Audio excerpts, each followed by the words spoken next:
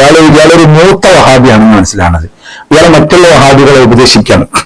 കാഫിറാണെങ്കിലും മോദിയോട് പറഞ്ഞതിൽ സലഫികൾ എന്ന് വാദിക്കുന്നവർക്ക് ചിന്തിക്കാൻ വകുപ്പുണ്ട്. അങ്ങനെ പറഞ്ഞു കൊടുക്കണം. എന്താ? ശിർക്ക് ചെയ്യുന്ന മുശ്രിക്കുകളായ കുബൂരികളുടെ മേൽ കാഫിറുകളുടെ ഹുക്മ് പ്രാവർത്തികമാക്കുക. ഈ വഹാബി മൂത്താക്കും അങ്ങനെയാണ്. നമ്മൾ മുശ്രിക്കായി, പിന്നെ കാഫിറായി, കാഫിര്യങ്ങളുടെ ഹുക്മ് പ്രാവർത്തികമാക്കുക. പലയിടത്തും സുന്നികളായ ആളുകളെ ഈ ടീം കൊന്നുതള്ളിയില്ലേ?